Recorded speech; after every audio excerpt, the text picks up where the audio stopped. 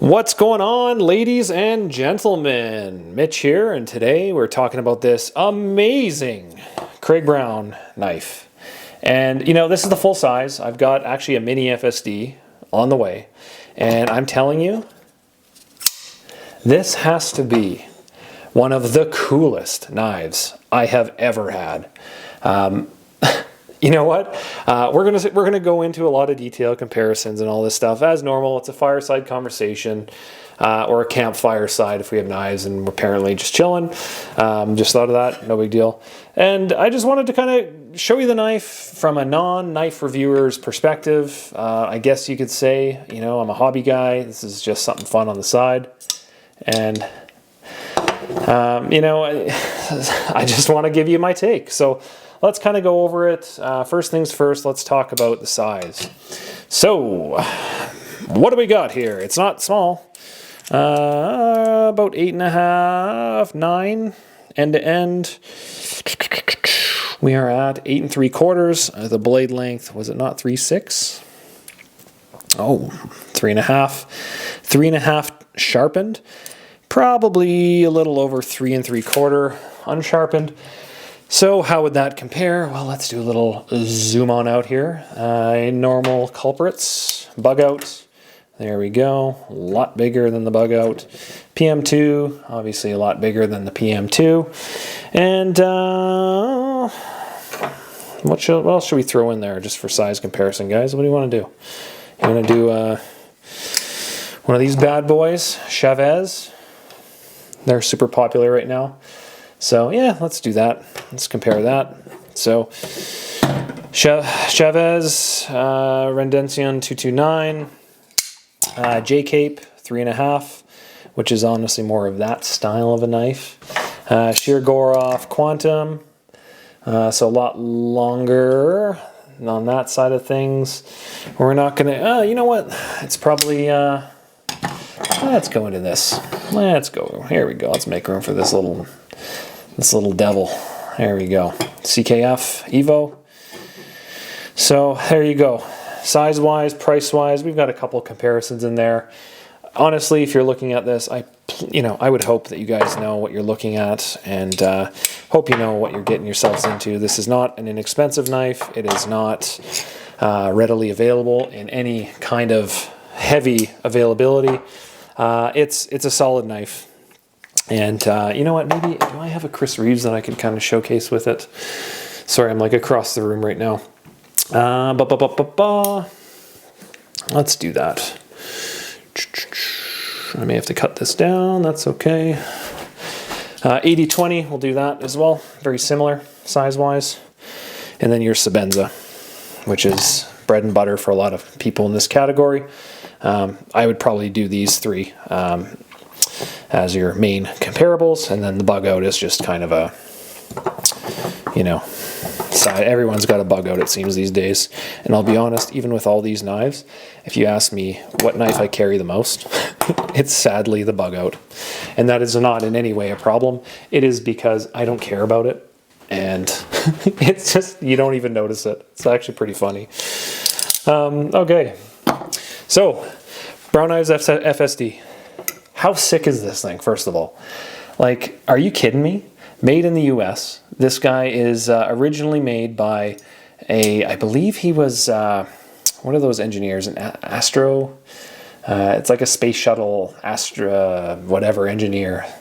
So, he does a lot of that type of work. And it is so frickin' obvious. So flippin' obvious at his work, because it's just so well done. And you look at the level of detail on this, through the pocket clip, all that milling, all that material. He's got his own style button lock, which is going to be exciting to compare this actually with the mini FSD, because I believe they changed that button from like a nice filled in button like this to something a little more, think of it as like an ice stud, so concavey, which is super cool. A couple different patterns they offer with this. This one is the one I like the most. They kind of do like a square cut pattern, and they do, I believe, like a like an untouched kind of titanium look, like a smooth, like a PJ, plain Jane. You know what? I like this. I like this one a lot more. A heck of a lot more. Now I have seen a few of them out there with some anodizing, some purples and whatnot, some golds. You know what? I'm telling you right now, if you're going to put this in your pocket and carry it, please, for the love of God, just get standard stain or standard titanium. It just looks so much better. It does not wear, it does not show things when you rub it on wooden cutting boards like I am. Let's get into this, okay? I apologize if I'm excited. This, like I said, is one of, if not the coolest knife I own, and for a number of reasons. So, anyway, he's made a few different knives before this, Craig Brown, and this, I would say, is kind of where the design caught fire, and you know, you can't get enough of these. So, retail-wise, I think they start now at $800 US. And, you know, they kind of go up from there. If you want to get a fully loaded one with all kinds of bling, with different blade and whatnot, you're probably close to $2,000. This guy's the low end. Little lonely Mitch here at the playground, hanging out, just chilling, all scared at the world. Sorry. Where do we have here? We've got a serial number, and I thought it was 66. I'm trying to look through the camera. I can't see through the camera. So small. I think it's 66 and then dash 154. 154 is the blade steel. So this guy's CPM 154. If you ask around, some people love CPM 154. The other steel they offer is 20 CV. For $50 more, you can get 20 CV. Some people would say, I will gladly save the $50 and go CPM 154. Other people, 20 CV is their bread and butter. It's like an M390. Me, I got what I got, and I do not mind either, because I'm going to be honest, this right here is about as much of a use as it's going to get. So it'd be cool to have 20 CV. I don't care. You know, Metal Complex was actually one that came out and said he prefers this knife in CPM 154, and CPM 154 is actually his favorite material, just from a ease to sharpen the material, as well as, you know, it's really tough, I believe, or is it edge retention that's high, or 154? So that would mean that it is probably a little less corrosion resistant, but tough, I'm thinking. Correct me in the comments, please.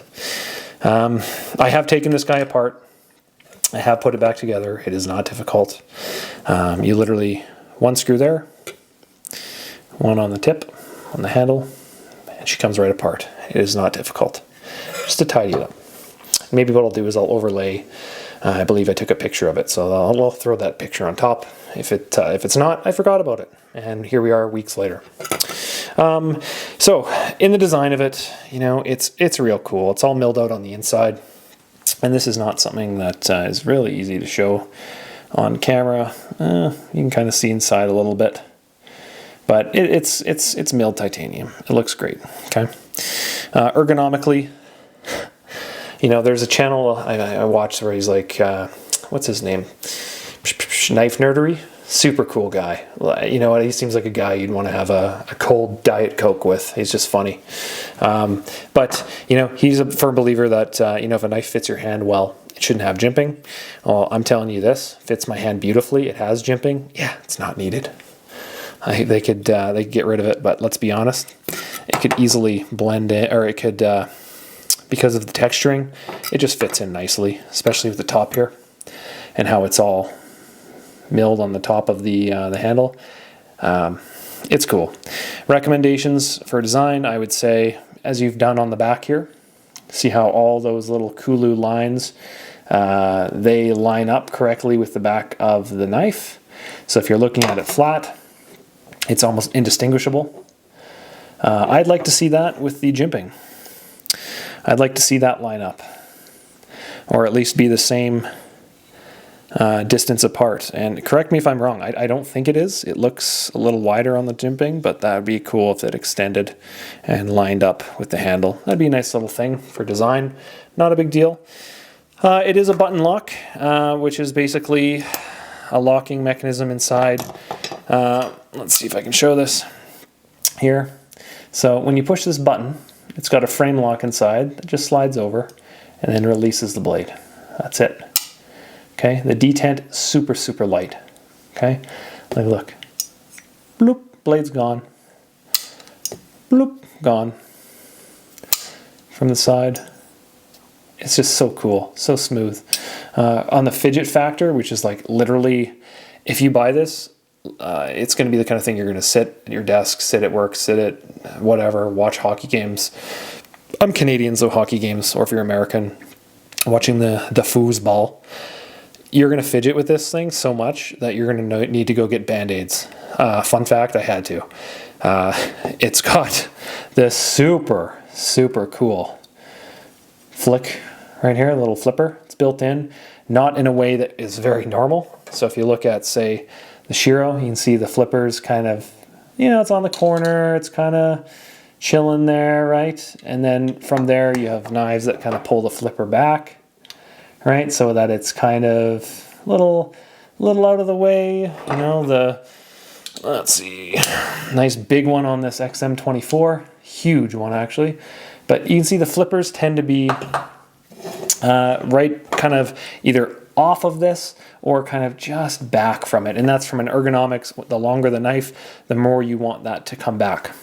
So on this, it kind of encourages you to move up on the blade and hold it down a little bit. But listen to this. Listen. Oh, are you kidding me? Like, oh. It just sounds like unlike any other knife I own. I don't know what that is. I don't know if I need, sorry. I don't know if I need to, I'm getting so excited I'm dropping the knife. I don't know if I need to do anything inside to prevent if there's like metal on metal. I don't think there is, but just listen to that. Oh, it's unbelievable. It sounds so cool. I love the flipper tab. It's something I play with all the time. I'm learning on this guy. I should, a la the Trevor Berger Urban, which was my actual first front flipper here, which I find so cool. It's a different way to activate the knife, and if you guys don't have a front flipper, I suggest just getting one just to play with, because it's just a whole different experience when you have a front flipper to just open a knife that way. But on this guy, I'm telling you right now, it has a front flipper. You've got the normal way right here, bloop, right, the flipper tab, poke that guy open, but on the back, as you can see on the blade here, there is the jimping on both sides that you can use it as a thumb flipper. So I'm not pretending I know what I'm doing, but it is so light of a detent that you can fire that guy out on the side, you can fire it out on the flipper, on the top, you can fire it out using your thumb on the side of the blade, on the fuller here. Ugh, I'm trying to do this without looking, right? You can Spidey flick it on the back of the fullard. You can literally hold the button down, not touch anything, and just whip it out like that. Like, it's just the coolest knife. The fidget factor alone is worth the price of admission. And I'm telling people, like, if there was one knife of my collection, if someone came up, it might be actually a Shirogorov F95T, which I love that knife too. It is everything that this knife is. Just if we're looking at that guy, I just want to show you. So flipper tab on top, shoots out real smooth. Love that knife. This is right up there with that Shiro in that it is just so fidgety. It feels so good in your hand, easily serviceable. That brown button lock configuration on the inside of here is just something to behold and is so unique to them. And it's just made in the US, by a space engineer. This is driving me nuts. I filmed 3 videos in a row right now, so please, I cannot remember that word. Astrophysicist,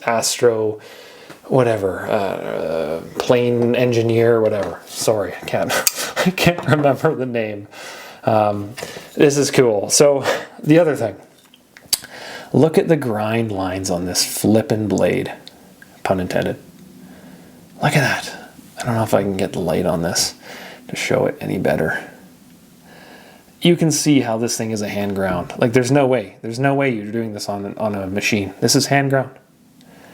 That looks so good.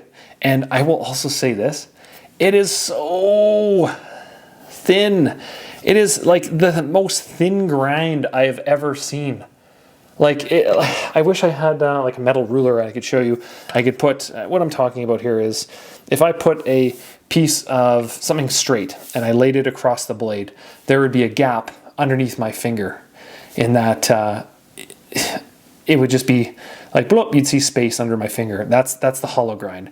It is so thin, this blade. Like, it would slice anything. Like, I'm sure I could cut the skin off a tomato, make myself a taco salad, and you know, all day long. Taco salad slicers with this bad boy. It is so cool. That's like the worst comparison I've ever said. I'm sorry. You know what? If you just had to listen to that and you made it this far, you know what? Either you're craving taco salad or you're just like, this guy, total idiot. And you know what? You'd probably be right on one of those. And it won't be about the food. So ergonomic wise, fits great, fits the hand awesome. Love the button lock. I will say some negatives on it. So let's see here.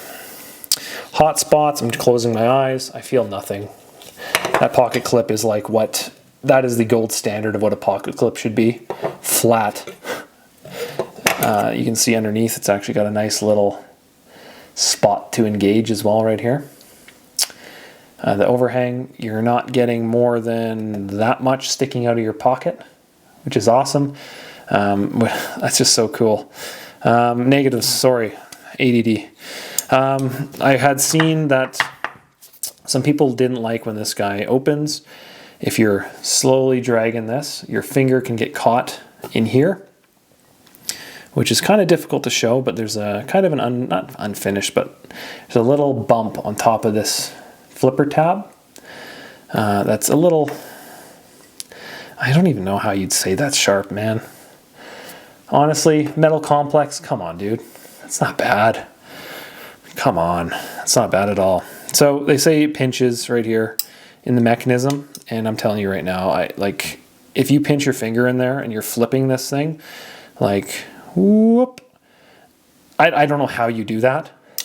Like, let's just flip. Okay, I'm going to look away and I'm going to see where my finger ends up. Okay, ready? Looking away, so it ends up off the knife. Okay, again, ends up off the knife. I'm going to try to keep it on the knife. Slowly, slowly. Come on. Okay, so it ended up on the side.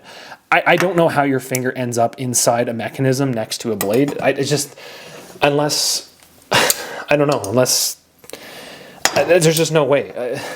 I don't know what they're going to do to address that, but that's so nitpicky. But you know what? Hey, you know what? These guys, they absolutely have the right to nitpick, because at this price point, the nitpicking and the detail, this is what makes this knife special. It's not a bug out. It is not an Osborne. This is, you know, for Osbornes. And you're allowed to get really specific with details on hot spots, on angling, on all these little things. And actually just looking at this right now, once again, remember how earlier I talked about that pocket clip and how all the machining lines up to the background? That looks awesome, right?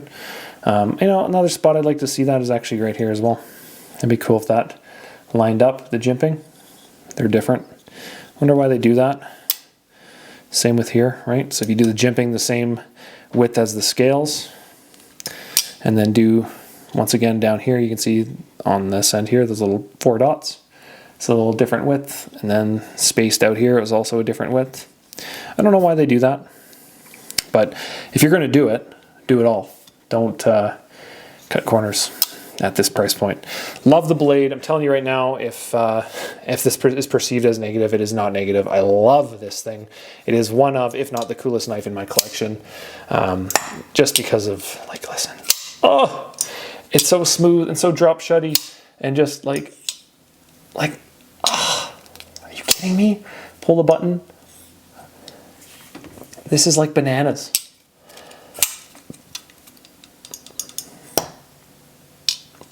It's like zero, it's loose. Like it is not, there is zero resistance when that falls down. Like zero. It's beautiful. And it is tight, okay guys? Like there's no play in anything. I did see that people were complaining about the button, how it could be in the way. I'm 6'3", guys. My hands are huge, they're XLs. That button is not even in the path of my hand. And what if you bump it while you're cutting and it fails? Okay, if you're cutting downwards and you squeeze that handle and it disengages, like, what are you going to do? Engage it more? You know, like if it falls down and it's fully engaged, okay, it's going to bump your hand there. You're probably wearing a glove if you're actually using the knife and you can't notice that you're pushing the button down. You're going to be fine. Super minor detail. Like I said, there was a fella that said that when you touch it, it like deactivates the detent. So you can see it, what it just did there. Then you have to re-engage it. So let's see if I can show that again from the other side here. See that? So that deactivated it. And now to re-engage it, I have to actually go up. So yeah, that's valid, fine.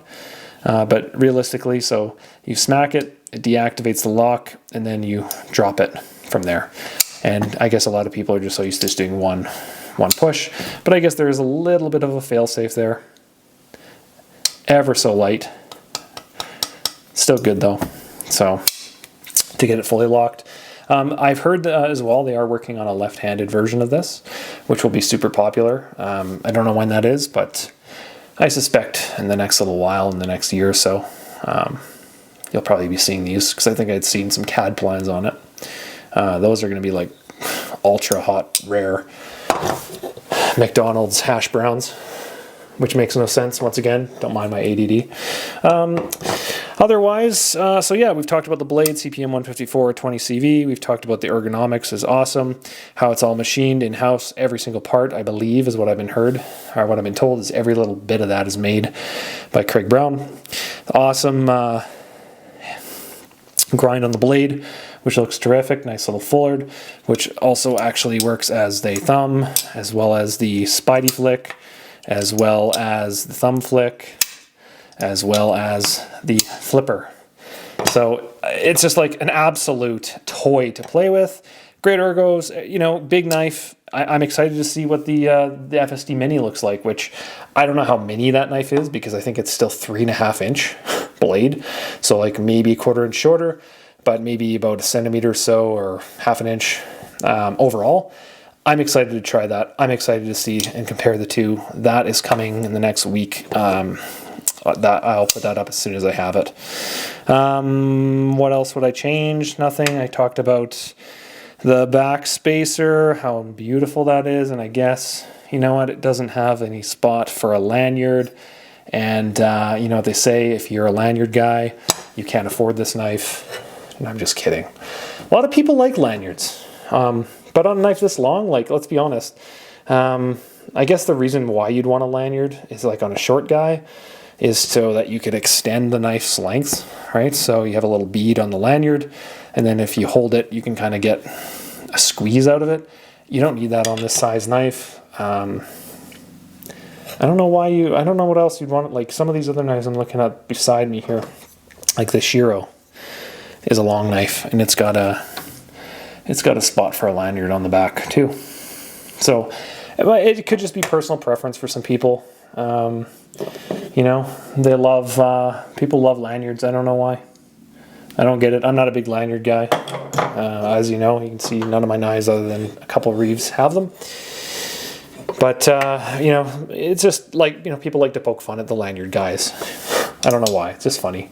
It's all in good fun. So yeah, that's the FSD button lock, which looks great. Super excited for the Mini, and I'll be posting that soon. And hopefully you guys found this enjoyable. Like, you know, if you want more of these styles of videos, please, I need the encouragement. This is totally new to me. I cannot normally talk for 20, 25 minutes unscripted. So please provide feedback, hit a like, leave a comment, you know, and, you know, tell me what you think, because it would be pretty cool if I'm hitting it on the head or if I'm out and left. Otherwise, it's just going to be more of this coming, and I'm sorry in advance. All right, guys. Thanks for stopping by. Any questions, leave them below, guys. Thanks. Have a good week, and we'll see you soon. Cheers.